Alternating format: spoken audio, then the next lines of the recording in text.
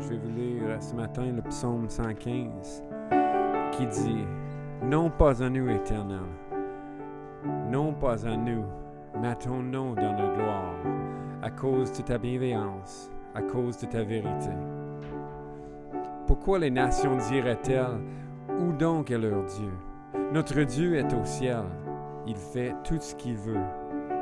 Leurs idoles sont de l'argent et de l'or, œuvre de la main des hommes. Elles ont une bouche et ne parlent pas. Elles ont des yeux et ne voient pas. Elles ont des oreilles et n'entendent pas. Elles ont un nez et ne sentent pas. Elles ont leurs mains et ne touchent pas. Elles ont leurs pieds et ne marchent pas. Elles ne produisent aucun son dans leur gosier. Il leur ressemble ce qui les fabrique, tous ceux qui se confient en elles. Israël, confie-toi en l'Éternel. Il est le secours et le bouclier. Maison d'Aaron, confie-toi en l'Éternel. Il est le secours et le bouclier. Vous qui craignez l'Éternel, confiez-vous en l'Éternel. Il est le secours et le bouclier. L'Éternel se souvient de nous. Il bénira. Il bénira la maison d'Israël. Il bénira la maison d'Aaron. Il bénira ceux qui craignent l'Éternel, les petits et les grands. L'Éternel donnera l'accroissement à vous et à vos fils. Soyez bénis par l'Éternel, qui a fait les cieux et la terre. Les cieux sont les cieux de l'Éternel, mais il a donné la terre aux êtres humains. Ce ne sont pas les morts qui louent l'Éternel, ni aucun de ceux qui descendent dans le lieu du silence. Mais nous bénirons l'Éternel, dès maintenant et à toujours. Louez l'Éternel. Et oui, Seigneur, nous voulons te louer de tous nos cœurs. Toi qui es réel, toi dont les mains sont tendues pour nous faire du bien, pour nous secourir dans toutes nos détresses, dont tes yeux voient notre situation, dont ta bouche nous a parlé, par la parole, par l'Esprit, par Jésus. Donc Seigneur, alors que nous te louons ce matin, révèle-toi de nouveau à nous dans toute ta gloire, dans toute ta personnalité, dans toute ta bonté, et suscite dans nos cœurs des louanges dignes de toi, Seigneur. À la gloire de ton nom, quand nous te bénirons. Amen. Bénis Dieu, ô mon âme, ô mon âme, rends gloire à son saint nom. Oh, chante comme jamais, ô mon âme, je rends gloire à son saint nom.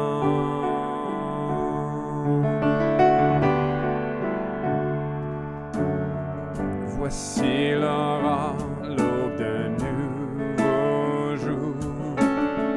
Pour toi un chant doit s'élever devant ce qui m'attend et ce qui pourrait arriver. Qu'à la fin de jour je te chante encore.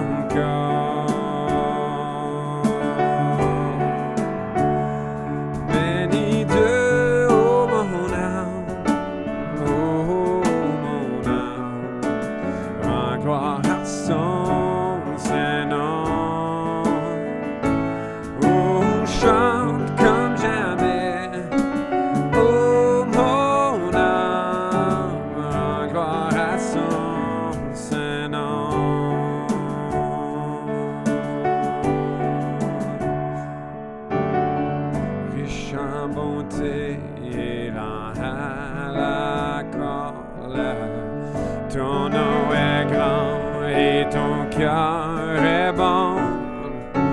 Je ne cesserai de chanter tes bontés. J'ai des milliers de raisons pour louer. Bénis Dieu.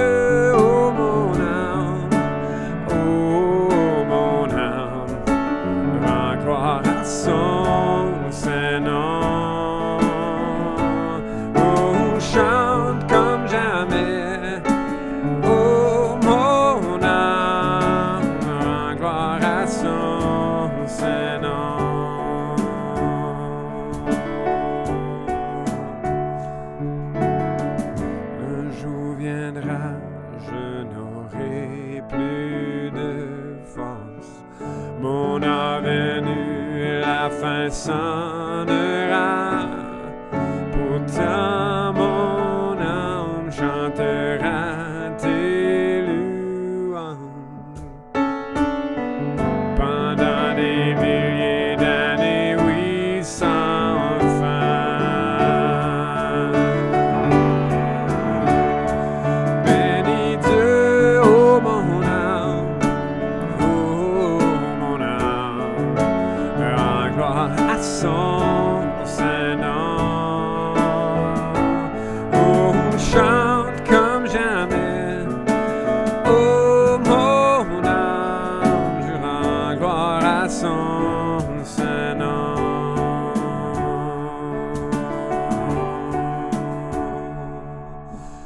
Non pas à nous, non pas à nous, mais à ton nom donne gloire. Non pas à nous, non pas à nous, mais à ton nom donne gloire. Ta main éternelle est sur moi. Tu ouvres mes yeux et je vois la splendeur de ta majesté. Le voile est déchiré et je peux contempler la gloire de Jésus, l'agneau qui a vaincu et qui est assis sur le trône. La force du grand roi, le lion de Juda, à qui appartient la couronne pour toujours.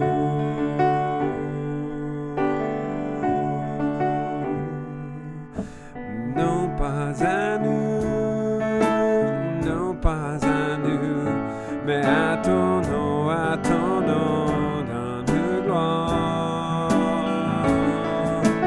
Non pas à nous, non pas à nous, mais à ton nom donne gloire. Nos yeux éternels sont sur toi.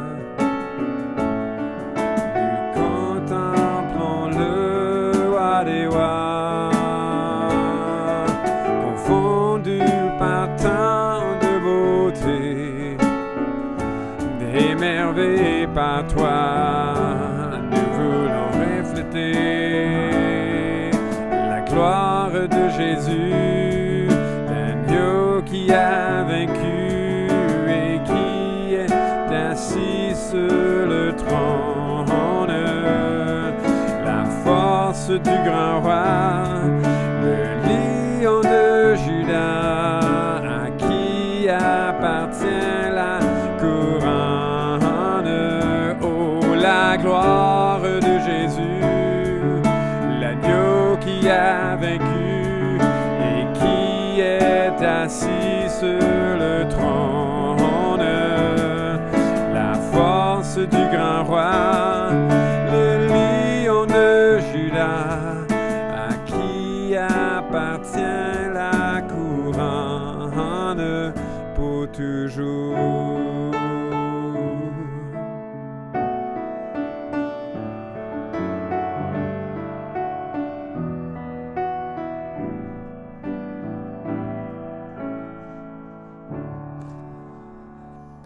Ézéchiel 14:3, c'est écrit: Fils d'homme, ces hommes-là portent leurs idoles dans leur cœur.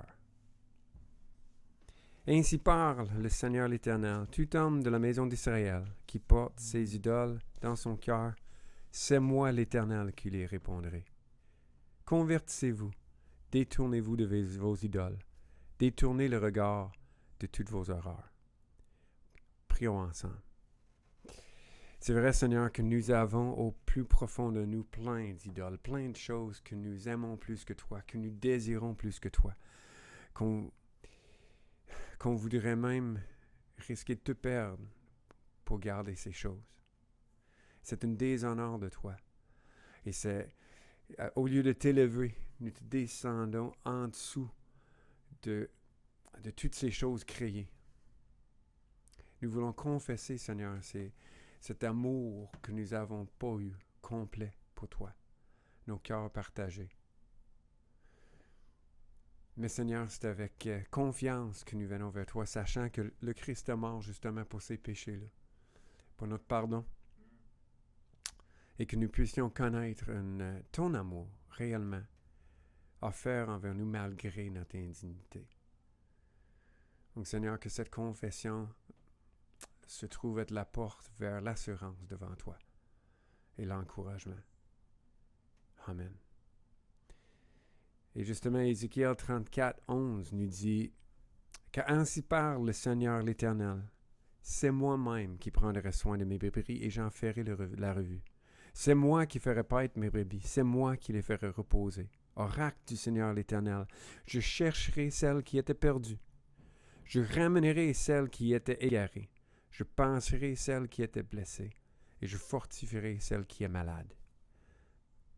Mais je détruirai celles qui sont grasses et vigoureuses. Je les ferai paître avec justice. Rien ne peut sauver mon âme, rien que le sang de Jésus. Pour elle, je ne réclame que le sang de Jésus. Pour mon pardon, je ne vois rien que le sang de Jésus. Pour mon salut, je ne crois rien que le sang de Jésus. Précieux sang de l'agneau, donne un cœur nouveau, rien d'autre, je ne veux plus rien que le sang de Jésus. Je ne veux pour ma justice rien que le sang de Jésus, qui me rendra Dieu propice, rien que le sang de Jésus.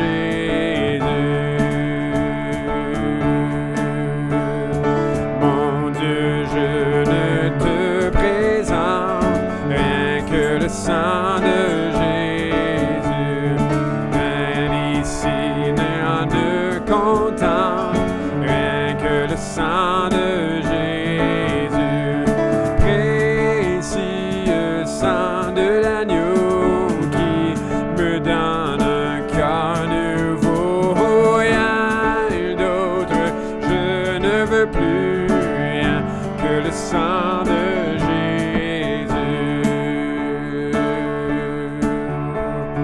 De toute espérance, rien que le sang de Jésus.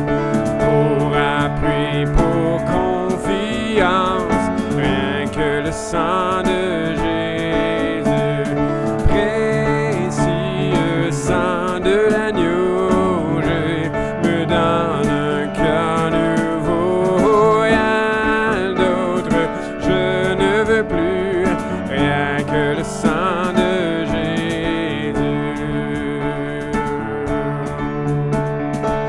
Qui brise le pouvoir du mal de la mort, qui aime d'un amour si puissant, si fort, c'est le roi de gloire, il est le roi des rois. Qui secoue la terre par un saint honneur, qui nous émerveille par tant de mystères, c'est le roi de gloire, il est le roi des rois. Quelle grâce incomparable, quel amour infini, tu aies pris ma croix, que tu sois mort pour moi. Tu as payé le prix,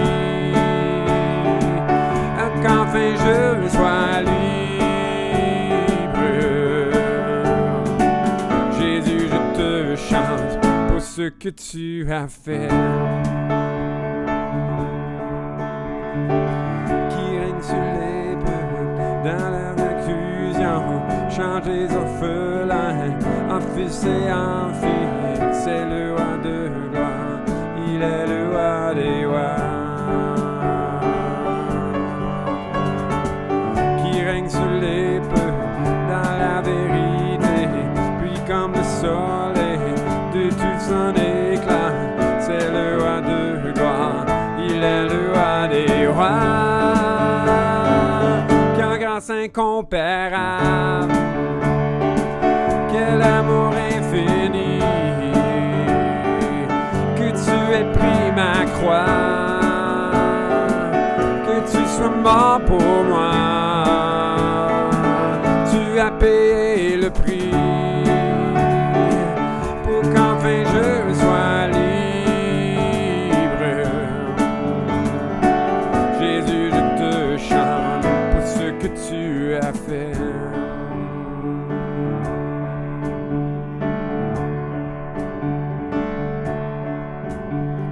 Digne est l'agneau immolé, digne est le roi vainqueur sur la mort. Digne est l'agneau immolé, digne est le roi vainqueur sur la mort. Digne est l'agneau immolé, digne est le roi vainqueur sur la mort. Oh, digne est l'agneau immolé, digne, digne, digne, quelle grâce incomparable, quel amour infini, que tu aies pris ma croix, que tu sois mort pour moi. Tu as payé le prix pour qu'enfin je sois libre. Jésus, je te chante pour ce que tu as fait.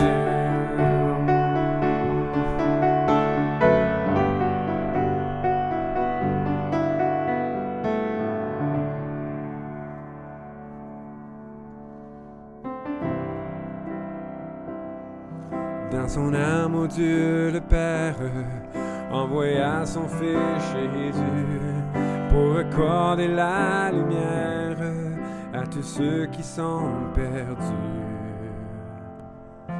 Il descendit sur la terre, mais les hommes l'ont rejeté.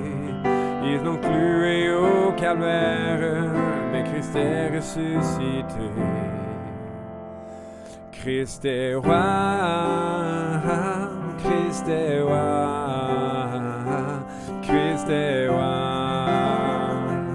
des rois.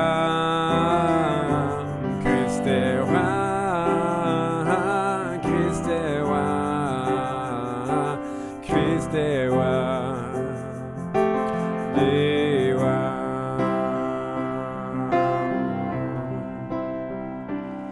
Les croyants de tous les âges portent son nom sur leur cœur. Dans l'épreuve, ils gardent courage, car le Dieu est un sauveur. Ils vont par toute la terre annoncer le Fils béni, fiers de porter la bannière sur laquelle il est écrit: Christ est roi, Christ est roi, Christ est roi, des rois. Christ est roi, Christ est roi, Christ est roi, des rois.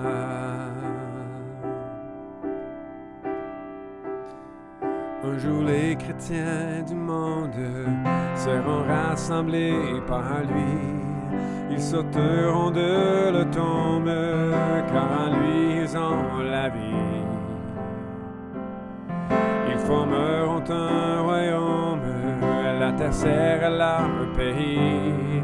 Leur hymne sera un psaume à la gloire du Messie.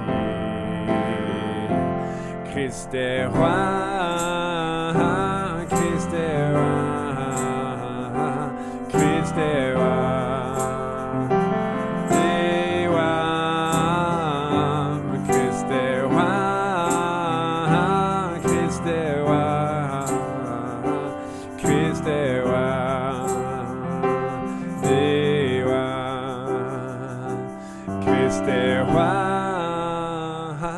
Christ est roi,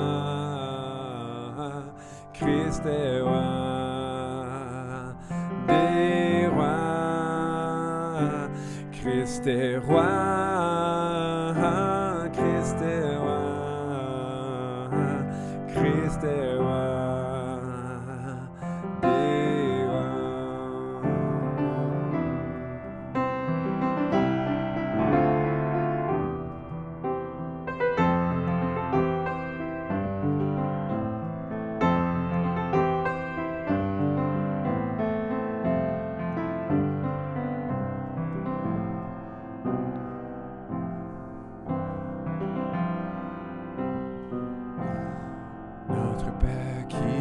Aux cieux, que ton nom soit sanctifié, que ton règne vienne, que ta volonté soit faite sur la terre comme au ciel. Donne-nous aujourd'hui notre pain de ce jour. Pardonne nos offenses, comme nous pardonnons aussi à ceux qui nous ont offensés. Ne nous laisse pas entrer en tentation, mais délivre-nous du mal. Car c'est à toi qu'appartiennent le règne, la puissance et la gloire pour les siècles des siècles. Amen.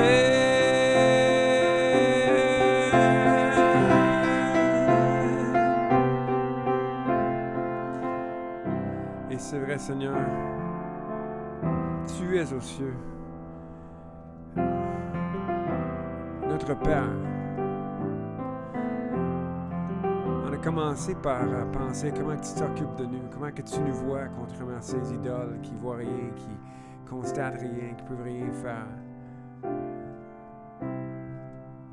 Et Seigneur, ce que nous voudrions, c'est que ton nom soit réellement sanctifié dans nos vies, dans nos cœurs, dans nos paroles, dans notre attitude.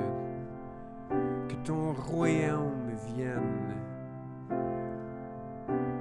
en nous, dans nos maisons, dans nos lieux de travail, dans nos cœurs. Que ta volonté soit faite sur la terre comme qu'elle est aux cieux. Mais qu'elle soit faite par nous, pas par un acte souverain que toi t'imposes, mais par nos cœurs qui se tournent vers toi pour t'obéir, pour t'honorer en toutes choses. Et oui, Seigneur, donne-nous aujourd'hui notre pain de ce jour, mais ça ne parle pas juste de pain, ça parle de tout ce qu'on pourrait avoir de besoin. On pourvoit l'argent qu'on a de besoin, pourvoit l'aide qu'on a de besoin, le soutien qu'on a de besoin, pourvoit des bonnes relations avec nos frères et nos sœurs qui peuvent nous encourager à ne pas perdre le royaume de Dieu de vue pendant toutes les difficultés qu'on peut vivre. Et Seigneur, pardonne-nous comme nous pardonnons aux autres. Donc donne-nous, Seigneur, des cœurs qui sont vite à reconnaître ton pardon envers nous et de l'offrir aux autres autour de nous.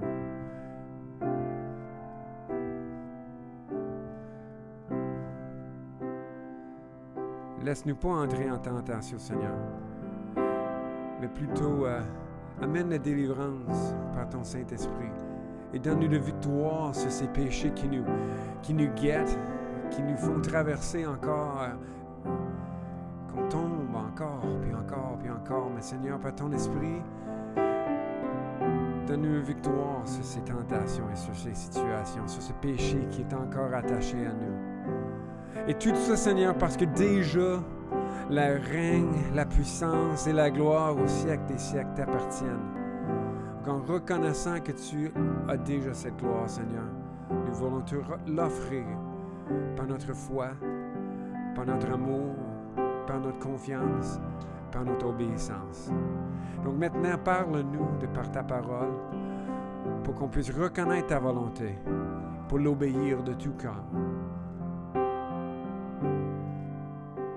Amen.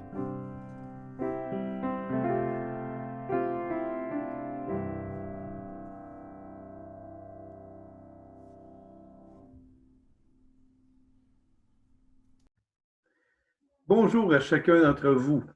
Dimanche 17 mai, que la grande paix de Dieu soit avec vous tous aujourd'hui, qu'importe l'endroit dans lequel vous nous écoutez présentement.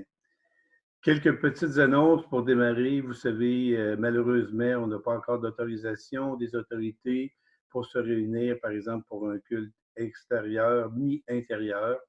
Bien entendu, dès qu'on va en savoir plus, on va vous en communiquer les grandes lignes.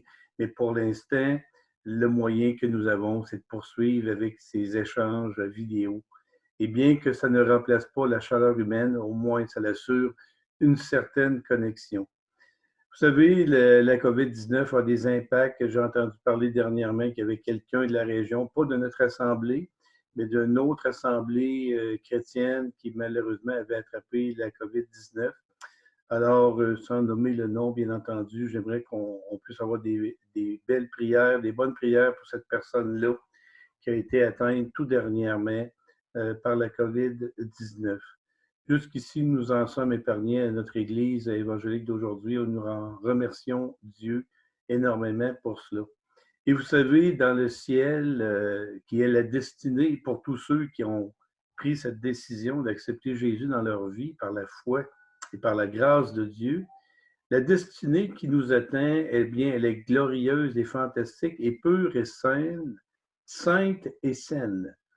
Tiré de l'Apocalypse, chapitre 21, nous y apprenons dans le verset 1 et 2. « Puis je vis un nouveau ciel et une nouvelle terre, car le premier ciel et la première terre avaient disparu, et la mer n'était plus.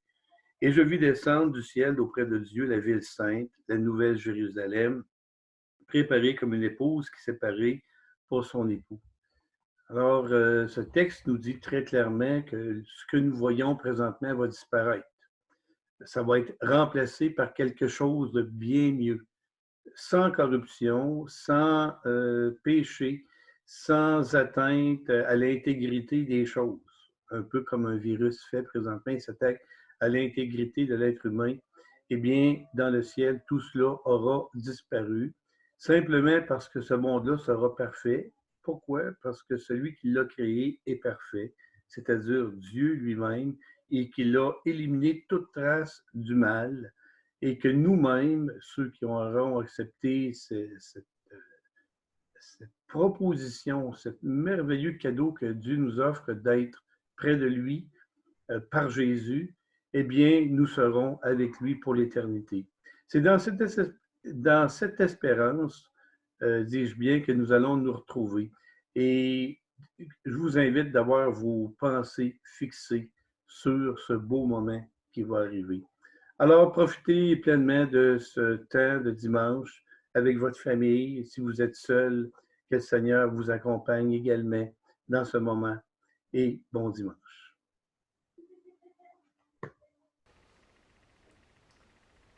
Bonjour tout le monde, bon dimanche matin, j'espère que vous allez bien. J'espère que le confinement n'est pas trop long pour vous, que vous trouvez des manières créatives d'utiliser ce temps-là à la gloire de Dieu. Comme vous voyez actuellement, je suis dans mon bureau à l'église. On avait eu quelques commentaires au niveau du son, qui était beaucoup d'écho, évidemment, dans la grande salle, étant donné que j'étais seul et qu'il n'y avait pas personne. Donc j'espère qu'il y a moins d'écho actuellement dans mon bureau, qui est une pièce beaucoup plus petite. Et aussi, j'espère qu'au niveau de la qualité de l'image et tout, ça va être meilleur aussi. Donc, bien content d'être là encore une fois cette semaine avec vous. Aujourd'hui, on commence le chapitre 8 de 1 Corinthiens. Vous vous rappelez, on poursuit cette exposition du livre, cette première lettre que Paul écrit à la jeune église de Corinthe. Et ce matin, on est rendu au chapitre 8. Je vous rappelle que depuis le chapitre 7, l'apôtre Paul a commencé à répondre aux questions des Corinthiens, qui, selon toute vraisemblance, lui avait envoyé une lettre, ou du moins envoyé peut-être une petite délégation à Éphèse, là où il était à ce moment-là, pour lui poser certaines questions. Et depuis le chapitre 7, l'apôtre Paul commence à répondre à ces questions-là que les Corinthiens lui avaient posées. Et donc, dans le chapitre 8, Paul continue à répondre aux questions en introduisant un autre sujet, une autre question, une autre interrogation que les Corinthiens semblaient avoir et que Paul avait à cœur de répondre. Si vous vous rappelez bien, au chapitre 7, ça contenait vraiment un paquet d'instructions pratiques au sujet du mariage, du célibat, du divorce, des veuves, des vierges, etc. L'idée de remariage, l'idée de ceux qui avaient des conjoints ou d'un partenaire qui était non-croyant. Fait qu'on a vu vraiment toutes ces différentes classes, ces différentes catégories. Et j'espère que vous avez remarqué que c'est un chapitre qui est très riche en termes d'instructions pratiques sur comment les différentes situations devraient être vécues dans l'Église. Littéralement, ça touchait toutes les catégories de personnes dans l'Église. C'est sûr que vous avez été touché d'une manière ou d'une autre. Vous étiez dans une de ces catégories-là, que ce soit parce que vous étiez marié, célibataire, que vous étiez veuf ou veuve, que vous étiez en voie de remariage, que vous aviez un conjoint, une conjointe non-croyant. C'est sûr que vous êtes dans une de ces catégories-là que l'apôtre Paul a présentées. Maintenant, dans le chapitre 8, Paul va répondre à une autre question, extrêmement pratique et extrêmement importante pour les chrétiens du premier siècle. Et c'était la question de la viande sacrifiée aux idoles. Pour nous, aujourd'hui, ça peut sembler un peu étrange, voire un peu impertinent de traiter de cette question-là. Mais j'aimerais juste vous rassurer en disant que le passage d'aujourd'hui est fondamental, contient un principe extrêmement important pour les chrétiens. C'est pas juste un principe qui s'applique pour la viande sacrifiée aux idoles, c'est un principe qui s'applique à un éventail extrêmement large de problèmes, de situations dans l'Église. Donc, c'est beaucoup plus que juste la viande sacrifiée aux idoles. Et je pense honnêtement qu'on a beaucoup de choses qu'on peut retirer de ce petit chapitre, qu'on peut retirer de ce principe qui, à première vue, semble peut-être un peu anodin, mais qui est tellement pertinent pour tellement de domaines dans l'Église d'aujourd'hui. C'est pour ça que malgré que je voulais initialement couvrir le chapitre 8 en une seule prédication, de le faire d'un coup cette semaine, c'était mon plan initial, mais après mûre réflexion, je me suis dit qu'on était peut-être mieux de le faire en 2 semaines. Pour la simple et bonne raison que ça nous permettrait de mieux comprendre l'enjeu que Paul veut adresser, mais ça nous permettrait aussi d'avoir le temps de réfléchir, d'approfondir, de contextualiser notre réflexion. Parce que là, on parle d'un principe qui s'applique sur un sujet qui ne s'applique plus à nous, mais comment est-ce que le principe, on peut le prendre et l'appliquer à nous aujourd'hui? Je voulais qu'on puisse avoir le temps de le faire et de bien le faire. Mais aussi simplement parce que ça nous donnerait l'occasion de mieux chercher à appliquer ce fameux principe chrétien tellement important. Parce que souvent, c'est pas qu'on ne le sait pas, mais on le néglige. C'est facile de le mettre de côté et d'élever autre chose au-dessus de ce principe-là. Et je le dis d'avance, le principe qu'on va commencer à voir ensemble aujourd'hui est extrêmement simple à comprendre. Ça ne prend pas la tête à Papineau, comme on dit en québécois. Très simple à comprendre, mais extrêmement difficile à vivre. Dans le concret, dans la pratique, ce n'est pas toujours évident à mettre en pratique dans nos vies. Et notez que ce n'est pas juste un petit principe qui est secondaire ou qui est obscur. Une petite affaire qui est enseignée juste une fois dans le Nouveau Testament, puis on ne sait pas trop ce que ça veut dire. C'est pas ça du tout. Mais vraiment pas. Ce dont on va parler ici est quelque chose qui est clairement enseigné, clairement encouragé à travers tout le Nouveau Testament. Quelque chose qui était modelé, qui était caractéristique de la vie de Jésus lui-même. On est appelé à ressembler à Christ dans ce domaine-là aussi. Donc, ce dont on va parler ce matin et la semaine prochaine, c'est central, c'est fondamental à la vie chrétienne. Et même, j'oserais dire, à une vie chrétienne saine et équilibrée. On ne peut pas croire dans une maturité chrétienne, on ne peut pas vivre notre vie chrétienne dans l'Église d'une manière qui plaît à Dieu si ce principe-là n'est pas clair, à la fois dans nos esprits et présent dans nos vies. Et pour nous aider à bien comprendre ce que l'apôtre Paul veut dire en donnant ce principe-là, j'aimerais juste nous faire remarquer qu'il commence à en parler au chapitre 8, comme je l'ai dit, Mais il va finir d'en parler seulement au chapitre 10, à la fin du chapitre 10. On va avoir l'occasion finalement de réfléchir de long en large de ce principe-là. Paul va l'appliquer de différentes manières. Il va prendre le temps de nous présenter les différents angles qui peuvent être touchés par ce fameux principe-là. Et c'est tant mieux. Parce que comme je l'ai dit, c'est un sujet qui est extrêmement important à la vie chrétienne et à la vie d'une église locale saine et équilibrée. Et c'est un sujet, je pense, qui va nous permettre à la fois de croître profondément dans l'Évangile, dans notre compréhension, notre application, dans notre vécu de l'Évangile, mais aussi qui va nous permettre de croître dans la vraie maturité chrétienne. Et c'est évidemment ce qu'on veut. Du moins, j'espère que c'est ce que vous voulez de tout votre cœur. Fait que certainement, ce qu'on ne veut pas manquer, on ne veut pas passer à côté de ce que Paul ici est en train de nous introduire et qui va nous présenter cette semaine et dans les semaines à venir.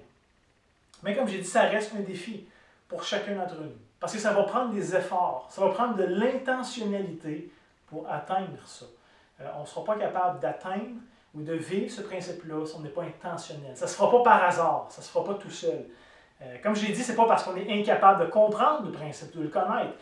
Je l'ai dit, c'est très simple. Ça ne prend pas 3 doctorats en théologie pour saisir de quoi il est question aussi. Très simple. Un enfant peut comprendre. C'est même pas qu'on n'est pas capable de le vivre ou de l'appliquer, mais c'est que ça nous coûte des fois tellement. Le prix à payer est tellement énorme à nos yeux qu'on préfère l'éviter, qu'on préfère négliger ce principe-là plutôt que de le modeler dans nos vies. Parce que vous savez comme moi, qu'on vit actuellement dans une société de droit, qui est basée sur les droits de l'individu. Et on est habitué de connaître nos droits, on est habitué de vivre nos droits, on est habitué de revendiquer nos droits. Souvent, c'est ce qui nous caractérise comme société.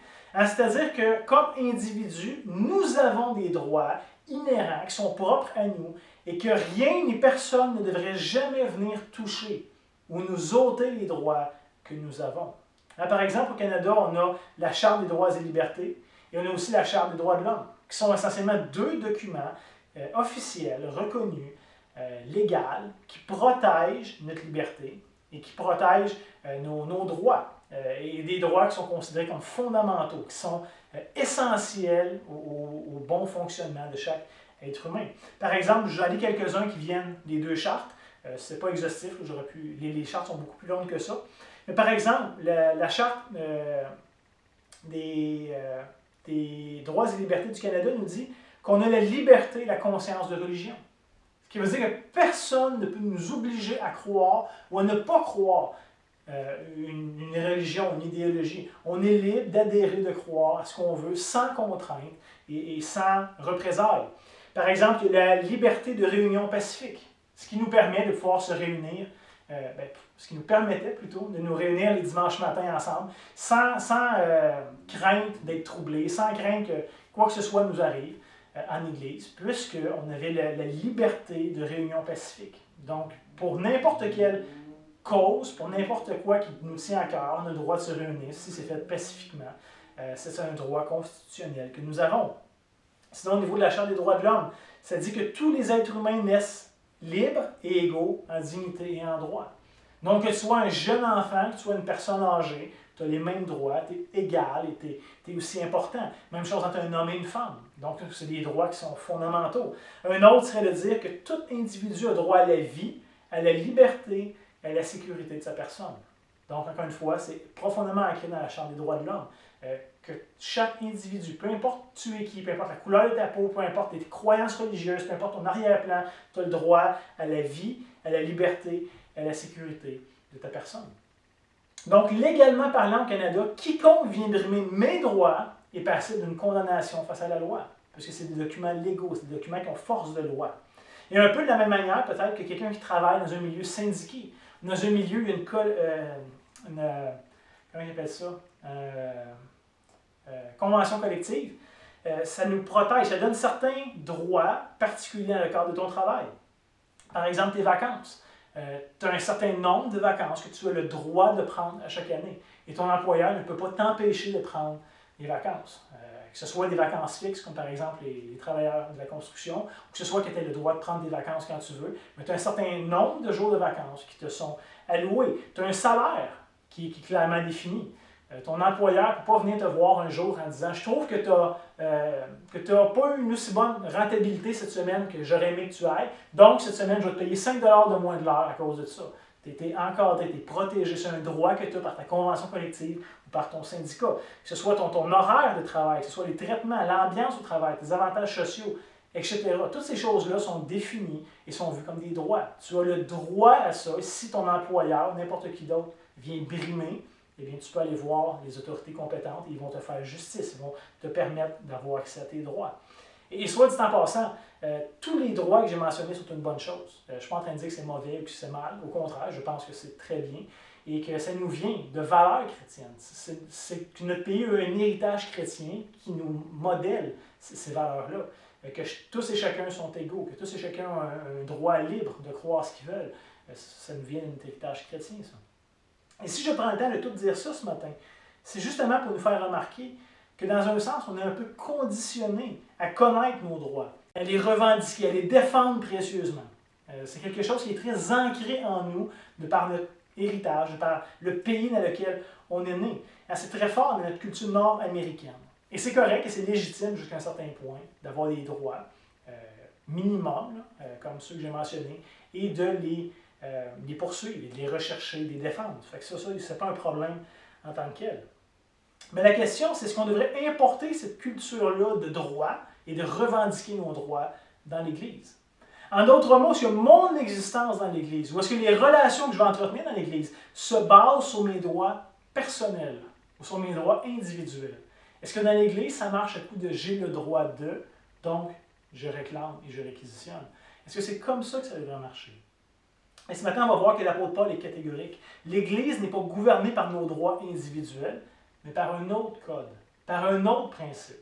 Et c'est pas qu'on n'a pas des droits, c'est pas qu'on n'a pas une valeur, c'est pas qu'il n'y a pas des lignes directrices claires dans l'Église, mais c'est qu'on devrait vivre selon un autre code, un autre principe. Et c'est celui de l'amour, de la considération pour mon frère. Donc j'ai des droits, mon frère a des droits, et comment est-ce qu'on va vivre nos droits ensemble, sans se piler dessus, sans juste revendiquer pour moi-même, mais comment je vais considérer l'autre malgré les droits et les libertés que j'ai en tant que chrétien, en tant qu'enfant de Dieu. Et on va commencer à introduire ça ce matin, et comme j'ai dit, on va approfondir ça dans les prochaines semaines. Donc sans plus tarder, on va lire le texte de ce matin ensemble, qui est 1 Corinthiens chapitre 8, les versets 1 à 13. Donc on va lire 1 Corinthiens 8 au complet. Et ça se lit comme suit. Pour ce qui concerne les viandes sacrifiées aux idoles, nous savons que nous avons tous la connaissance. La connaissance enfle ou enorgueillit, mais la charité ou l'amour édifie. Si quelqu'un croit savoir quelque chose, il n'a pas encore connu comme il faut connaître. Mais si quelqu'un aime Dieu, celui-là est connu de lui. Donc, ce qui est de manger des viandes sacrifiées aux idoles, nous savons qu'il n'y a point d'idole dans le monde et qu'il n'y a qu'un seul Dieu.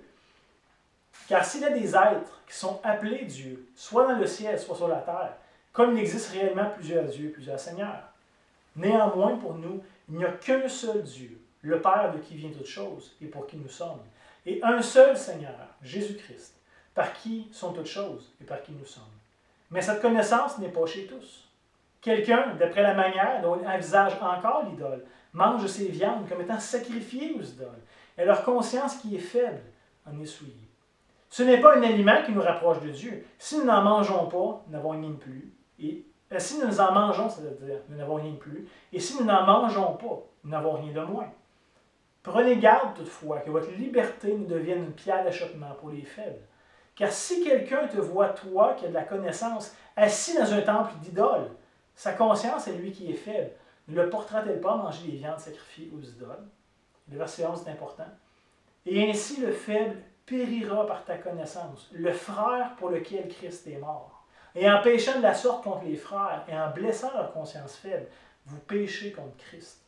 C'est pourquoi si un aliment scandalise mon frère, je ne mangerai jamais de viande, afin de ne pas scandaliser mon frère. Donc ça, c'est la lecture de la parole de Dieu aujourd'hui. Et comme vous pouvez voir, c'est un très court texte qu'on a ce matin, c'est très petit, mais il est extrêmement dense. Il y en a du stock dedans. À première vue, c'est peut-être simple ou simpliste, mais il n'y a pas besoin d'aller très loin dedans pour se rendre compte qu'il y a beaucoup d'éléments à considérer, qu'il y a vraiment une profondeur assez intéressante. Et comme je l'ai dit tantôt, la viande sacrifiée aux idoles est évidemment plus d'actualité pour nous. Ça fait peu partie de nos mœurs, de notre culture, etc.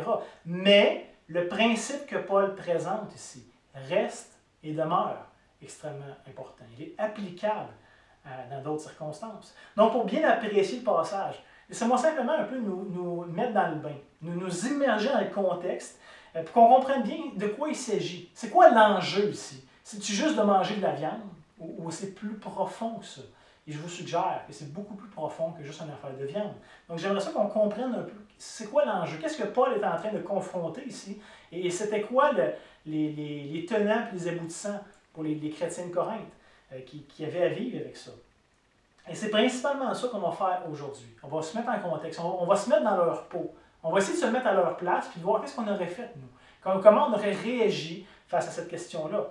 Et la semaine prochaine, on va plonger vraiment dans le texte d'un Corinthiens 8. Et là, on va sortir les nuances. On va voir comment est-ce qu'on applique ce principe-là. Comment Paul répond à la question et comment nous, ça nous aide à tirer un principe qui est applicable pour nous aujourd'hui. Donc, commençons par regarder un peu le contexte historique de c'est quoi ça, la viande sacrifiée aux idoles. Je vous dis tout de suite, n'essayez pas de trouver ça chez Maxi cette semaine. Ne demandez pas ça à votre boucher.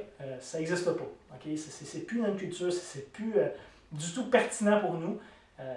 D'où l'importance de peut-être bien comprendre à quoi ça ressemblait pour les gens du premier siècle. Alors, remettons-nous un peu dans leur situation historique, dans la situation religieuse du premier siècle, où pratiquement tous les peuples étaient polythéistes. C'est-à-dire que tous les peuples adoraient plusieurs divinités. Il n'y avait pas juste un Dieu, comme par exemple les Juifs le croient, les chrétiens le croient, qu'on appelle des monothéistes, qui croient en une seule divinité. Mais la majorité des peuples, au premier siècle, croyaient une pluralité de dieux. Et les Grecs, évidemment, ne faisaient pas exception. Et Corinthe se trouvait dans la province grecque de la Grèce. Et la réalité ici, c'est qu'il existait pratiquement un dieu ou une déesse pour à peu près tout ce qui les entourait. Il y avait le dieu de la mer, le dieu de la pluie, le dieu de la fertilité, le dieu de la guérison, le dieu de la chance, le dieu de la guerre, de la prospérité, le dieu de à peu près tout ce qui peut exister. Il y avait un dieu, il y avait une divinité pour ça. Presque un peu comme le principe des saints dans l'Église catholique. Il y a un saint pour les objets perdus, il y a un saint pour les célibataires, il y a un saint pour à peu près tout ce qui existe. Et bien, c'est un peu le même principe pour les gens du premier siècle par rapport à leur croyance, à leur divinité. Donc, imaginez le nombre de dieux qu'il y avait dans une nation. Et comme ce n'était pas déjà assez compliqué comme ça, imaginez que chaque peuple avait un dieu précis, pour un domaine précis. Alors, par exemple, on sait que les Grecs adoraient Arès, qui était le dieu de la guerre. Mais les Romains aussi adoraient le dieu de la guerre. Mais pour les Romains, ce n'était pas Arès. Pour eux, c'était le dieu Mars. Donc, tu as deux dieux pour un seul domaine de deux peuples. Fait que les Romains n'adoraient pas Arès et les Grecs n'adoraient pas Mars, mais les deux dieux étaient adorés comme étant le dieu de la guerre. Fait que imaginez la confusion. Hein? Sinon, il y avait le dieu de la mer, Neptune, chez les Romains. Mais c'était Poséidon pour les Grecs. Fait que voyez-vous, ça se recoupait. Chaque nation, là je prends juste l'exemple des Romains et des Grecs, mais il y avait beaucoup plus de nations que ça à travers tout l'Empire romain. Fait que ça se recoupait. Il y avait finalement une multiplicité de dieux, de déesses, qui faisaient essentiellement la même chose, mais qui n'étaient pas nécessairement adorés de la même façon par les mêmes peuples. Fait qu'il y avait un peu un chaos là, à travers tout ça dans l'Empire romain. Et c'était partout. Littéralement, ça faisait partie intégrante de la vie des citoyens de l'Empire romain. Peu importe de quelle nationalité tu étais, peu importe d'où est-ce que tu étais, d'avoir plusieurs dieux faisait partie de ton quotidien. Dans chacune des grandes villes, il y avait littéralement des dizaines de temples. Certains d'une plus grande envergure que d'autres. Mais il y avait des dizaines de temples qui rendaient des cultes à une panoplie de divinités. C'était la réalité des citoyens de l'Empire romain. Et pour préserver la paix à travers tout l'Empire, parce qu'imaginez la confusion qui devait régner, la haine des fois entre un culte à l'autre, entre un dieu et l'autre, et toute la rivalité qui pouvait exister. Donc pour préserver la paix à travers tout l'Empire, les Romains avaient décidé, eux, de ne pas se battre dans les guerres de religion, mais littéralement d'autoriser également tous les dieux et tous les déesses de toutes les nations qu'ils avaient conquises. Donc, ils ne voulaient pas avoir de chicanes.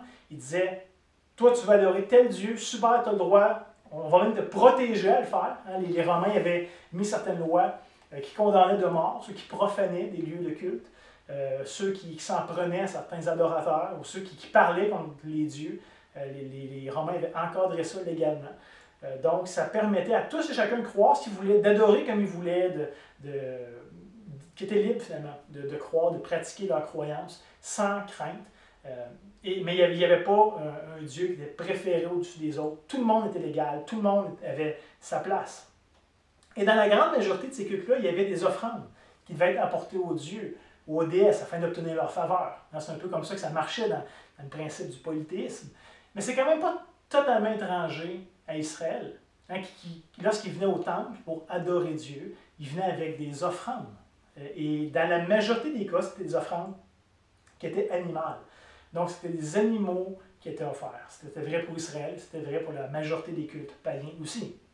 Et la panoplie d'animaux pouvait être assez diversifiée. Ça pouvait aller du pigeon jusqu'au bœuf avec tout ce qu'il y avait entre. Ça pouvait être assez varié. Donc, jusqu'à maintenant, c'est pas si pire. On comprend un peu le concept. Mais le problème, c'est des viandes sacrifiées aux idoles, découlait de la réalité suivante. Parce qu'en général, de ces sacrifices-là, seulement une partie de l'animal était offerte au dieu ou à la déesse en question. Il y avait une partie qui était offerte aux prêtres ou aux prêtresses qui officiaient la cérémonie comme genre de paiement. Ils recevaient une part de l'animal. Et finalement, il y avait une partie qui était remise à celui qui offrait le sacrifice. Et on voit ça aussi dans la loi mosaïque. C'est un peu la même chose. Lorsque toi, tu allais faire un sacrifice d'expiation au temple, puis tu amenais, on va dire, un bouc, il y avait une partie qui était brûlée à Dieu, il y avait une partie qui revenait aux prêtres ou aux lévites, et il y avait une partie qui te revenait à toi pour toi-même manger, célébrer avec ta famille. Mais pour en revenir ici au temple païen, dans certains cas, la partie offerte aux dieux était simplement un sabot de l'animal, ou simplement des fois des poils qui étaient arrachés et brûlés dans le genre d'autel qui était devant la divinité. Donc, ce n'était pas des parties significatives de l'animal. C'est pas ça que tu manges d'habitude, de toute façon. Ce qui veut dire que la majorité du reste de l'animal était offert et était divisé entre le prêtre et la personne qui faisait le sacrifice. Et imaginez les prêtres qui étaient là à journée longue. C'était leur travail on va dire, travailler dans le temple de Arès. Mais là, tu en as des sacrifices dans une journée. Là. Il n'y a pas juste une personne qui vient une fois de temps en temps. Il peut y avoir des dizaines de personnes par jour qui viennent offrir des sacrifices à ces dieux-là.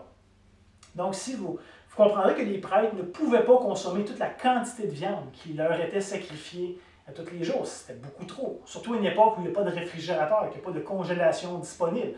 Quand tu te ramasses avec, je sais pas moi, 20 carcasses d'animal, de bœuf, de brebis, peu importe, c'est trop. C'est impossible pour toi de consommer ça, à moins d'avoir une famille immense. Là. Mais ça ne marchait pas. Donc, ce que les prêtres faisaient, pour finalement pas gaspiller cette viande-là, c'est qu'ils la vendaient. Ils vendaient leur surplus aux marchés locaux pour se faire de l'argent pour eux-mêmes et aussi pour financer les activités du temple. Donc, ils vendaient un peu cette viande-là à perte, puisque de toute façon, ils avaient besoin d'argent pour vivre. Leur seul salaire était la viande qu'ils retiraient du temple. Fait que ce qu'ils faisaient pour avoir des sous pour payer les autres choses, c'est qu'ils vendaient leur viande et qu'une partie des sous qui revenaient à eux, ils le donnaient aussi au temple pour rouler les activités puis l'entretien et toutes ces choses-là. Donc, ici, vous comprendrez que les marchés étaient inondés de la viande qui venait des surplus des différents temples de la région. Les marchés locaux, finalement, écoulaient les surplus de viande de tous ces temples-là, de toutes ces divinités-là. Donc, pour les chrétiens, ça pouvait rapidement être un vrai casse-tête de savoir précisément quelle était l'origine de la viande que tu achetais. Puisque tu ne peux pas savoir, ça venait-tu d'un temple, et si oui, de quel temple, etc. À moins de toi-même tuer ton animal que tu as fait grandir chez toi, tu ne peux pas le garantir. Est-ce que cette viande-là a été offerte dans un temple païen ou pas? C'était presque impossible de le savoir. Donc, ici, pour plusieurs des premiers chrétiens d'origine païenne, ça représentait un vrai problème. Parce qu'eux ne voulaient pas encourager, ne voulaient pas participer à des rituels idolâtres en mangeant de la viande qui avait été sacrifiée à des faux dieux. Et peut-être même des dieux qu'ils avaient déjà adorés auparavant. Ils ne voulaient pas manger la viande qui avait été offerte à Apollon, s'ils avaient déjà été des adorateurs d'Apollon, parce que maintenant ils sont chrétiens. Il y avait comme un malaise de dire, mais je me suis débarrassé de ces choses-là de mon ancienne vie, mais pourquoi est-ce que je mangerais de la viande qui était offerte aux anciens dieux que j'adorais? Fait qu'il y avait comme un bémol ici. Là. Et par leurs achats, les chrétiens ne voulaient pas financer par en arrière les temples païens, parce que l'argent de la viande servait à entretenir les prêtres et à entretenir les lieux de culte. Ou encore pire, peut-être certains chrétiens ne voulaient pas manger une nourriture qui aurait pu être souillée, qui aurait pu être corrompue ou qui aurait pu être contaminée par des démons. Hein, je vous rappelle, on était dans une époque un peu superstitieuse. Là. Fait que si la viande était sacrifiée à des idoles, qui sont finalement des démons, parce qu'il n'existe pas ces dieux-là, il y a juste un Dieu, le chrétien le reconnaît bien, mais de ce Dieu-là, de cette divinité-là, eux croyaient que c'était des démons qui étaient derrière ça, et Paul va revenir là-dessus plus tard. au chapitre 10. Mais finalement, si ils ont offert une viande à des démons, est-ce que la viande était corrompue? Est-ce qu'il y a une chance qu'il y ait des démons qui soient entrés dans la viande et tout? Fait que ça pouvait peut-être créer un problème ici. Il y avait tout un enjeu pour les premiers chrétiens. Et c'est d'ailleurs pas un problème de la viande sacrifiée aux idoles unique à l'Église de Corinthe. En réalité, c'est qu'on retrouve ce problème-là fréquemment soulevé dans plusieurs autres livres du Nouveau Testament. On pense au livre des Actes, de Romains, de Corinthiens, le livre de Galates nous en fait mention, Colossiens, même l'Apocalypse, le dernier livre de la Bible, va remettre cet enjeu-là de l'avant à une reprise ou deux. Donc, comme vous voyez, c'est quelque chose qui était généralisé à travers l'Église qui existait à travers tout l'Empire romain. Et en vrai, le problème en lui-même ne s'arrêtait pas juste à l'achat de viande au marché. Souvent, nous, on réduit la question, on réduit le problème à « Ah, ben là, il ne fallait pas qu'il achète de la viande qui venait de tel temple d'idole. » Mais c'était plus large que ça. Et ce serait, je pense, une erreur pour nous de réduire ou de faire une analyse trop simpliste du problème. Parce que, comme je l'ai dit, dans le contexte, il y avait une multitude de temples, une multitude de cultes différents. Et ça faisait littéralement partie intégrante de la vie culturelle, de la vie communautaire et de la vie économique normale de chaque ville. Tous ces temples-là étaient au cœur des villes. Ça faisait partie des coutumes, des croyances, de la culture. Les temples avaient un lieu clé à jouer dans chaque ville. Parce qu'il faut savoir que ces différents temples-là offraient des lieux d'adoration, évidemment, mais aussi des lieux de célébration pour des événements de toutes sortes. Pour des banquets, pour des mariages, pour des cérémonies civiles, pour toutes sortes d'autres événements. Parce que ces temples-là étant parmi les plus grands bâtiments disponibles à l'époque, les parvis des temples étaient souvent récupérés ou loués pour toutes sortes de rassemblements et toutes sortes de festivités. Nous, aujourd'hui, quand on veut, mettons, faire une rencontre de 100 personnes, on fait une grosse réunion de famille, on va dire, pour un événement particulier, ça ne peut pas être chez moi, c'est trop petit. Qu'est-ce qu'on fait? Souvent, on va louer des restaurants, on va louer des salles d'hôtel, on va louer des salles communautaires. Il y a toutes sortes de bâtiments qu'on peut louer qui contiennent un grand nombre de personnes. Mais à l'époque, ce n'était pas nécessairement le cas. Donc, les temples, certains de ces temples étaient immenses. C'était des structures vraiment, vraiment très, très grandes, avec des parvis, puis des salles, puis beaucoup, beaucoup de places. Fait que c'était des places de l'époque qui étaient louées pour tenir des fêtes ou des événements. Et juste ici pour m'assurer qu'on comprenne bien tous les enjeux qui découlent de cette question-là de viande sacrifiée aux idoles, ça va juste un peu vous présenter les différentes manifestations du problème. Et il y en a essentiellement 3, je pense, que nos frères et sœurs du premier siècle ont dû faire face. Premièrement, il y a peut-être la forme la plus grossière, la forme la plus flagrante, qui était de participer activement dans des cérémonies païennes. Bien entendu, je pense que chaque chrétien était en désaccord avec ça. On sait qu'un chrétien n'est pas libre d'adorer ou d'offrir des sacrifices à des dieux ou à des déesses. Le chrétien reconnaît qu'il y a juste un Dieu et que tout le reste, c'est faux, c'est des mensonges, c'est du vent. Donc, probablement qu'il n'y a aucun chrétien qui participe activement dans les cultes païens, du moins j'espère. Mais Paul va quand même revenir plus tard clairement sur ça dans le chapitre 10. Mais comme je dis, il n'y avait probablement pas un gros débat ou un gros questionnement à ce sujet-là.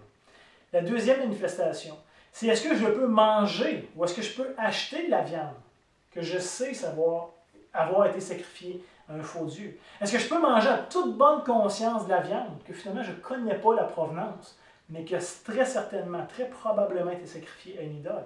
Est-ce que c'est correct? Est-ce que c'est moralement bien? Est-ce qu'indirectement, finalement, je suis en train de participer au culte de cette idole-là en mangeant la viande qui lui a été offerte?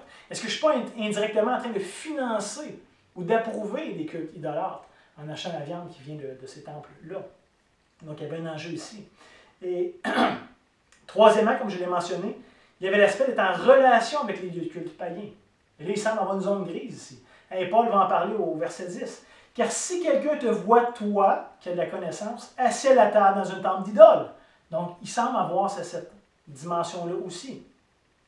Donc, est-ce qu'un chrétien pouvait célébrer une fête neutre dans un temple païen, en toute bonne conscience? Est-ce qu'un chrétien pouvait aller à un mariage qui se faisait dans un temple païen, par exemple? Est-ce que par notre présence, on était en train d'approuver ou de donner raison à ce lieu-là? Ou du moins, est-ce qu'on semblait l'approuver aux yeux de ceux qui nous regardaient à être dans ce temple-là? Étant un endroit clé ici pour la majorité des célébrations de la ville, est-ce que finalement un chrétien devait s'exclure de tous les événements communautaires, de toutes les célébrations, de toutes les cérémonies, qui étaient pourtant neutres dans bien des cas. Quand on parle d'un mariage, par exemple, c'est neutre. On n'est pas en train de rendre un culte au dieu païen en question. On est en train de se réjouir pour les mariés. Donc, toi, en tant que chrétien, tu fais quoi? Si tu es à leur place, mettez-vous dans leur peau. Vous faites quoi? Par exemple, un voisin t'invite à venir célébrer avec lui le mariage de ses enfants. Et t'aimes ton voisin, tu as toujours une bonne amitié avec lui, tu as vu ses enfants grandir depuis les dernières années. Et là, on va dire que son plus vieux se marie, et là, tu te réjouis avec lui, puis t'invites, puis tu dis, c'est sûr que je vais être là, ça se fait où? Puis là, il dit, ah, mais ça va se faire au temple d'Apollon. Et là, tu dis, ah, ouais. Il y a un côté de toi qui veut se réjouir avec ton voisin, qui veut être là, qui veut participer. Mais en même temps, tu te sens peut-être un peu mal d'aller au temple d'Apollon, même si ce n'est pas formellement une cérémonie à l'honneur de ce dieu-là. Donc, qu'est-ce que tu fais? Est-ce que tu te coupes complètement de la vie culturelle, de la vie sociale, de la vie économique de ta ville en étant chrétien? Ou est-ce que tu peux participer librement, en toute bonne conscience? Donc, voyez-vous, ça, c'était l'enjeu ici. Alors, aussi, imaginez que ton propre père incroyant, supposons que toi, tu es le seul de ta famille qui t'est converti pour le moment, mais que ton père incroyant vient d'avoir une augmentation à son travail. Et là, il veut célébrer ça, il veut fêter ça, il t'invite avec lui pour fêter ça avec toute la famille. Il va inviter tout le monde. Et là, ça va être un temps de réjouissance, ça va être une belle réunion familiale. Et tu dis, c'est sûr que je vais être là. Et là, tu y vas, tu passes un bon moment avec tout le monde, tu vois des cousins que ça fait longtemps que tu n'as pas vus, etc.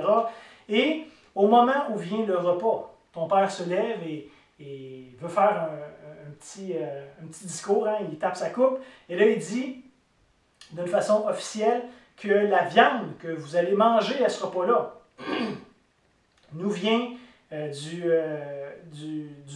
temple de Zeus. Ton père est en train de te dire, j'ai fait un sacrifice à Zeus par reconnaissance pour toutes ces bontés, pour le remercier de l'augmentation que j'ai eue. Et donc, la viande qui va vous être servie ce soir nous vient de ce sacrifice que j'ai fait à Zeus.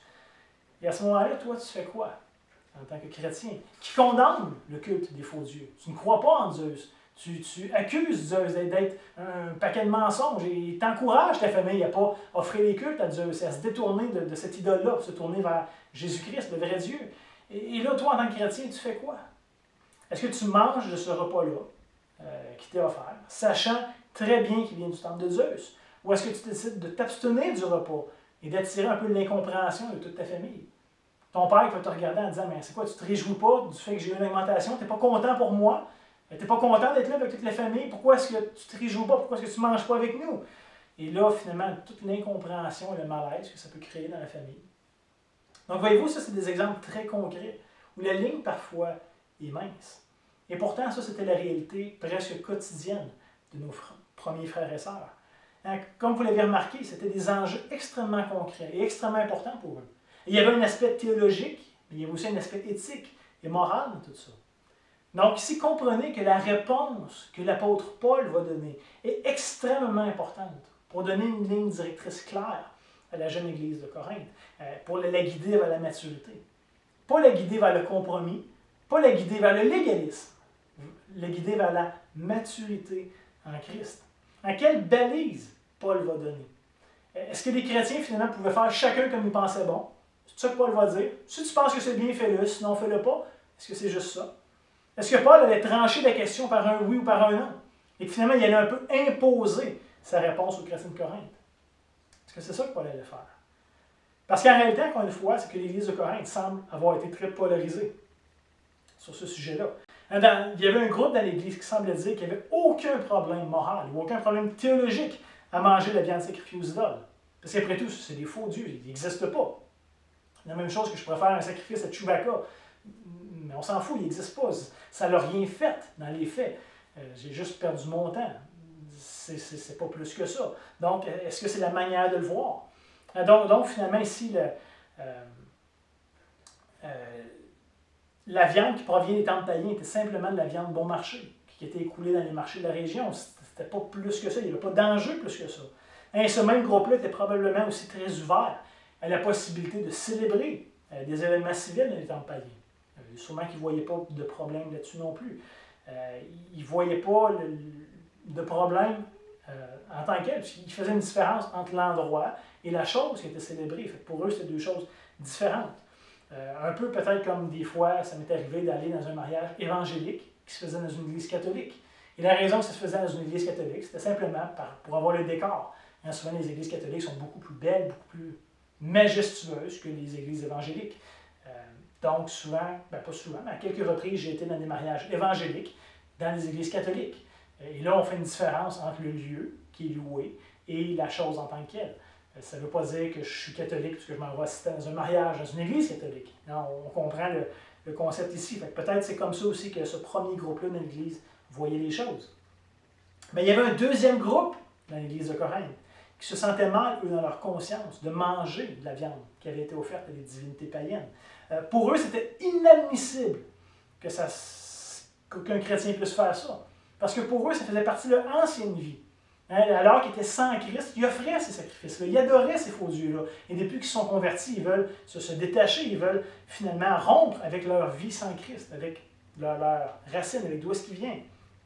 Donc, de la même manière, probablement que ce deuxième groupe-là avait aussi beaucoup de misère à retourner dans les temples païens qu'ils avaient fréquentés avant leur conversion. Eux autres, c'est difficile de retourner là sans éprouver un malaise, parce que finalement, ils ne croient plus à ça. Ils ont rejeté toutes ces choses-là. Pour eux, l'endroit était directement lié avec tout ce que ça représentait. Ils n'étaient pas capables de séparer ça. Et peut-être même, sinon, que dans l'église de Corinthe, il y avait des croyants qui étaient un peu entre ces deux positions-là. Peut-être que certains, eux, se sentaient très à l'aise de manger des viandes qui avaient été sacrifiées aux idoles.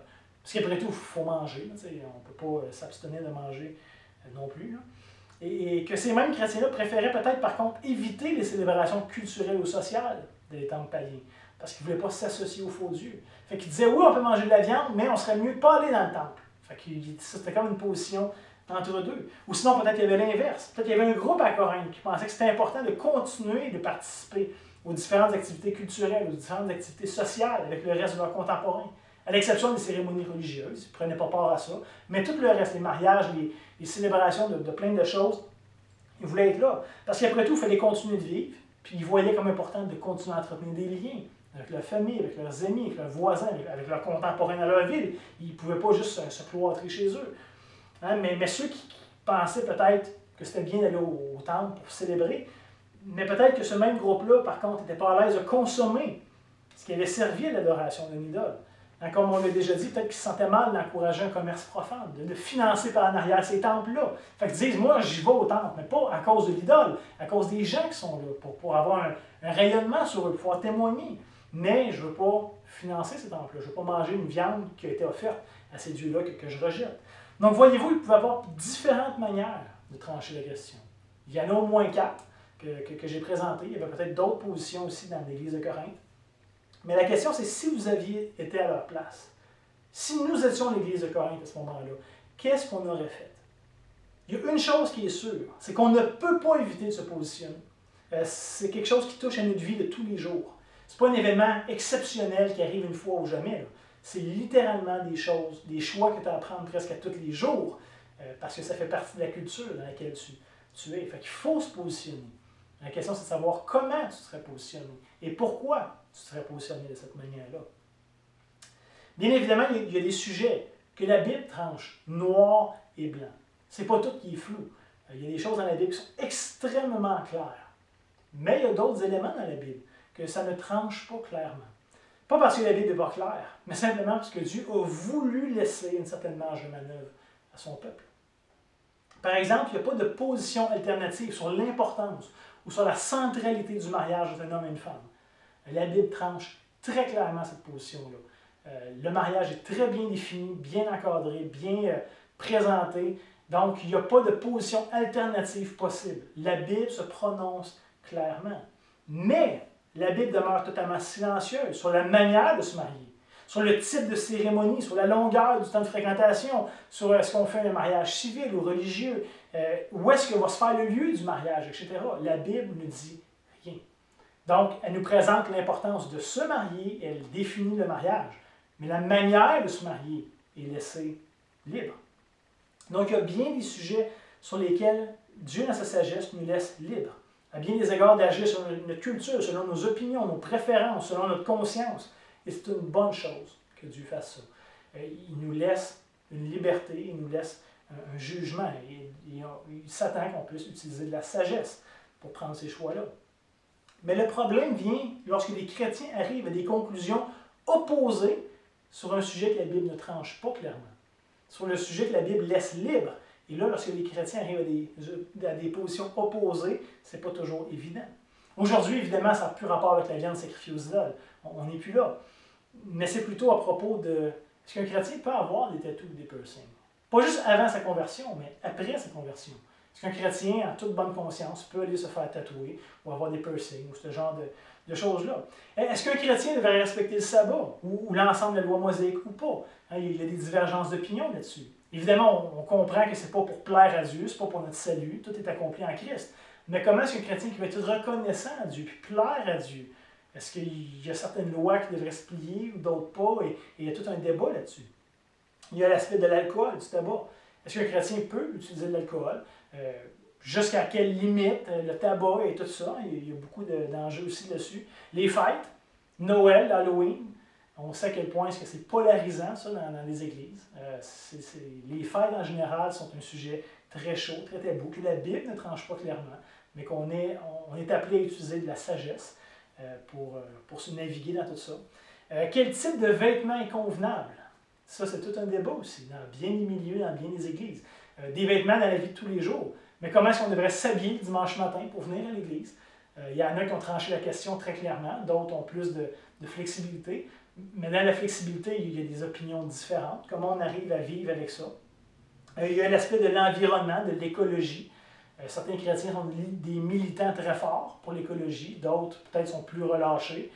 Donc comment est-ce qu'on navigue sur cette question-là? Sur la politique, on sait que s'il y a un sujet qui divise, puis un sujet qui anime les passions, c'est la politique. Et pourtant la Bible, à part nous dire qu'on devrait soumettre à nos dirigeants, à prier pour eux, ne nous dit pas pour qui voter. Nous, on vit dans une démocratie, chose que les gens du Nouveau Testament ne vivaient pas. Ils étaient dans une dictature, c'était César qui décidait. Donc, nous qui sommes dans une démocratie, comment est-ce qu'on utilise notre droit de vote à bon escient? Est-ce qu'il y a des principes bibliques qu'on devrait utiliser? Oui, non, pourquoi? C'est tout un sujet. L'aspect d'être végétarien, d'être vegan, de plus en plus, on prend conscience que l'élevage de certains animaux se fait mal, des mauvaises conditions. Et donc, il y a des chrétiens qui, en opposition à ça, disent « Nous autres, on ne mange plus de viande pour ne pas encourager l'abus des animaux, etc. » Donc, ça va être l'aspect du yoga, du tai chi, ou un peu des affaires qui viennent de l'Orient, c'est oriental, là, des affaires de relaxation et tout ça. Il y en a qui voient ça comme c'est juste un outil qu'on prend pour se détendre, d'autres vont voir des connotations de plus dans tout ça. Est-ce qu'on fait des achats locaux, responsables, équitables? Est-ce qu'on encourage des gens qui abusent des enfants dans d'autres pays si on achète du linge qui vient de telle place ou du café qui vient de telle place? Et c'est tout un enjeu aussi pour certaines autres églises. Et j'aurais pu citer un paquet d'autres exemples. J'ai pris ceux qui me venaient en tête et ceux que j'ai entendus le plus récemment là, dans mon expérience, parce que je sais un peu qui se parle dans le monde chrétien. Mais comprenez, la liste de sujets est grande.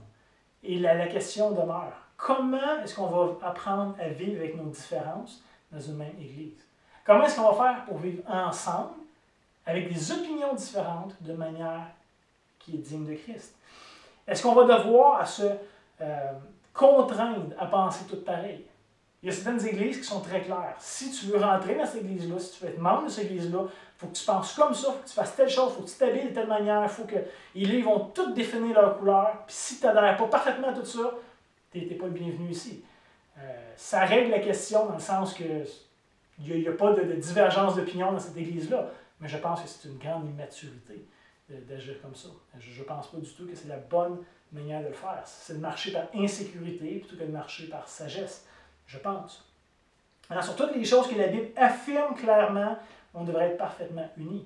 Mais lorsque les Écritures nous laissent une marge de manœuvre, comment est-ce qu'on va conserver l'unité malgré nos différences d'opinion, malgré nos divergences? Comment on va conserver l'unité dans la diversité, dans les différences, sur les choses que la Bible ne tranche pas? Et même plus que ça, comment est-ce qu'on va se réjouir? Comment est-ce qu'on va chérir la liberté que Dieu donne à son peuple? C'est toute une question. Parce que c'est une chose de dire, je te permets d'avoir ton opinion, mais tu as tort. Non, non, de voir la variété, la diversité, la liberté que Dieu donne à son peuple et de pouvoir se réjouir de ça et la chérir et l'encourager. Ça, c'est tout un défi. Et là est la question. Et comme vous voyez, c'est quelque chose de très concret, de très pratique. et qui est très cher à nos cœurs. Rapidement, ça peut nous remplir de passion et d'émotion. Ça peut venir nous chercher, tous ces sujets-là. Donc, comment est-ce qu'on va faire pour apprendre à vivre d'une façon digne de Christ avec ces différences-là que Dieu permet au sein de son Église? Ça, c'est quelque chose qu'on va commencer à voir plus concrètement la semaine prochaine. Je m'arrête là pour ce matin, mais j'espère que ça vous a mis l'eau à la bouche. J'espère que vous voyez qu'au-delà d'un vieux sujet qui n'a plus rapport, de la viande sacrifiée aux idoles, puis qu'on s'en fout, j'espère que vous voyez l'importance de réfléchir à ça.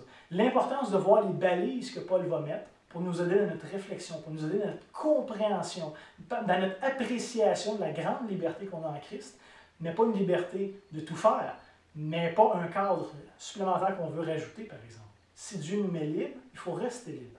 Mais comment est-ce qu'on est libre en ayant des gens qui veulent nous contraindre et vice-versa? C'est tout un défi ici. Et j'espère que ça vous met l'eau à la bouche de pouvoir plonger dans le texte de Paul et d'apprécier toutes ces nuances et toutes ces subtilités. Et déjà, peut-être, je vous inviterai cette semaine, prenez le temps de relire en Corinthiens chapitre 8, lisez chapitre 9, le chapitre 10, où Paul va vraiment ouvrir une grande parenthèse et adresser le même sujet sous différents angles. Prenez le temps de lire, prenez le temps de réfléchir pour vous-même, de sonder ça devant Dieu, d'évaluer peut-être votre propre cœur, où vous êtes, vous, dans ces choses-là. Comment ce principe-là, vous le vivez, comment vous l'appliquez, c'est quoi les enjeux que vous voyez dans vos propres vies. Donc, je pense que de prendre le temps de faire ça va être bénéfique pour chacun d'entre nous dans notre réflexion en Église sur comment est-ce qu'on veut pouvoir apprendre à vivre nos différences et de chérir la diversité, l'unité dans la diversité. Donc, c'est le défi que je vous lance cette semaine. Si vous voulez bien, on va simplement terminer par un mot de prière. Seigneur Dieu, merci. Parce que dans ta parole, tu dis qu'il y a des choses que tu n'as pas cru bon de nous révéler. Et ça, tu dis que c'est des choses qui appartiennent à l'Éternel, qu'on ne devrait pas chercher à aller les arracher de toi, on ne devrait pas chercher à être orgueilleux et à vouloir avoir les réponses. Il y a des choses que tu n'as pas cru bon de nous donner. Il y a des choses, par contre, que tu as cru bon de nous donner qui sont extrêmement claires, Seigneur. Aide-nous à les chérir, aide-nous à les comprendre, aide-nous à les affirmer, aide-nous à les vivre. On veut accepter ta révélation, on veut accepter ta parole, Seigneur. Merci pour le guide fiable que tu nous as donné. Ce phare clair qui vraiment nous éclaire, qui nous accompagne, qui illumine nos choix, nos décisions. Et puissions-nous, Seigneur, apprendre à vivre selon ce que tu as manifesté clairement, sans compromis, sans modification, sans altération à tout ça. Mais en même temps, Seigneur, on reconnaît ta parole que tu nous laisses une grande liberté sur plusieurs sujets. Et on veut te dire merci pour ça, parce que c'est une grâce que tu nous donnes. Mais en même temps, on veut te demander de nous donner beaucoup de sagesse pour voir, pour comprendre, pour apprécier et apprendre à vivre cette liberté que tu nous donnes. On ne veut pas abuser de cette liberté-là. On ne veut pas non plus se remettre en cage. On veut nager libre dans toute la liberté que tu nous donnes. Donc, aide-nous à croître ensemble à notre compréhension de la liberté qu'on a en toi, mais aussi de l'œuvre que tu fais parmi chacun d'entre nous. Où est-ce qu'on n'a pas tous les mêmes opinions, les mêmes consciences, les mêmes conclusions sur un paquet de sujets, Seigneur. Mais apprends-nous à vivre ensemble dans ta gloire, à célébrer la liberté que tu nous donnes et à être capable de la chérir et de la valoriser et de voir toute la beauté à travers ça, Seigneur. Donc, aide-nous à ne pas avoir une trop haute opinion de nous-mêmes, à ne pas croire que notre opinion est meilleure que les autres, puis que les autres ont tort s'ils ne pensent pas comme nous, mais aide-nous à valoriser le dialogue, l'échange, l'amour qui nous unit. Parce qu'à la fin, Seigneur, on va être jugé selon l'amour qu'on a les uns pour les autres, dans le cadre de ces libertés-là. Donc, Seigneur, on te demande, aide-nous, guide-nous dans les prochaines semaines, alors qu'on va plonger dans ces enjeux tellement importants. Je te demande d'avance pour nos propres cœurs, que tu puisses nous protéger, que tu puisses nous garder, Seigneur, qu'on ne s'égare pas. On sait à quel point est-ce que des fois on peut être en réaction, ou qu'on peut être prompt à tomber dans toutes sortes de réactions malsaines, de passions malsaines. Donc, Seigneur, s'il te plaît, garde nos cœurs en paix à travers tout ça et enseigne-nous toi-même. Fais-nous croire vers une plus grande maturité. Permets-nous d'apprécier toute la profondeur de l'Évangile. Aide-nous à être modelés sur l'image de Christ et que tu puisses être glorifié par tout ça, Seigneur. Donc, on te le demande en ton nom et pour ta gloire et pour le bien de ton Église ici. Amen. Donc, passez une bonne semaine et j'espère que le Seigneur vous accompagne et qu'il qui vous suscite ces réactions-là, ces réflexions-là cette semaine, et qu'on puisse utiliser ce temps-là pour rechercher sa face ensemble et croître dans la liberté qu'il nous donne. Donc, passez une bonne semaine.